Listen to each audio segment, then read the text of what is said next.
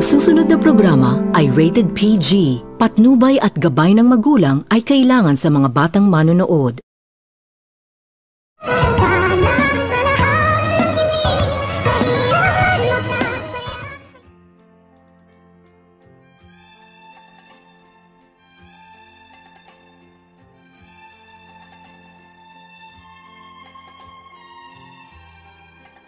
Habang nag-uusap itong magkapatid itong si Giselle at itong si Ubing at sinasabi nito ni Giselle ang katotohanan na kanyang nalalaman na niluluko umano sila sa asawa ni Ubing at sa kanilang anak na itong si Zoe dahil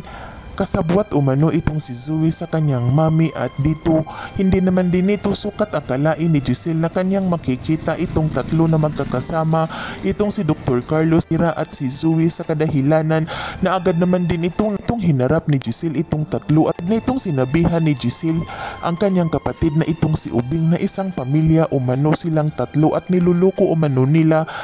silang lahat sa kadahilanan na takang-taka naman din itong si Ubing sa mga pinagsasabi ng kanyang ate at agad naman din itong pinagsabihan ni Ubing ang kanyang ate kung ano na naman umano ang kanyang mga pinagsasabi at dito agad naman din itong sinabihan Giselle itong si Ubing na nalaman umano nito ni Giselle ang totoo kaya at maniwala umano itong si Ubing sa kanya isang pamilya umano itong si Dr. Carlos, si Moira at si Zoe.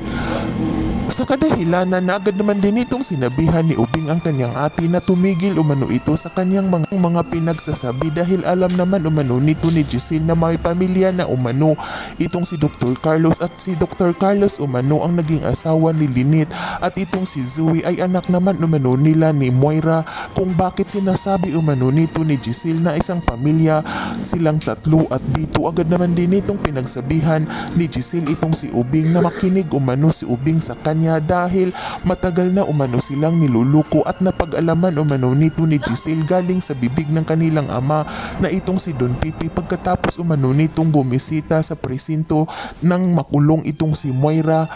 nang sabihin umano nito ng kanilang ama na itong si Zoe umano ang dahilan kung bakit nahulog siya sa bangin at hindi umano nito totoong apo ng kanilang ama itong si Zoe dahil ang ama umano nito ni Zoe ay walang iba kundi itong si Dr. Carlos. Sa kadahilanan na hindi naman din ito alam ni Moira kung ano ang kanyang gagawin sa mga sinasabi ni Giselle sa kanyang asawa na itong si Robert ngunit nilakasan naman din ito ni Moira ang kanyang loob dahil alam naman umano nito ni Moira na ang kanilang anak na si Zoe ang papakinggan ng kanyang asawa na itong si Robert kung kaya't agad naman din itong nagsalita itong si Zoe at sinabihan nito ni Zoe ang kanyang daddy na wag umano itong maniniwala sa kanyang tita Giselle dahil kahit ano-ano na lamang umano ang mga pinaggagawa nito upang masiraan umano itong si Zoe at ang kanyang mami na itong si Moira. Yan ay ating aabangan sa susunod pa na pangyayari sa kaganapang ito ng abot kamay na pangarap. Huwag mong kalimutang isubscribe at i-hit ang notification bell ng aking channel.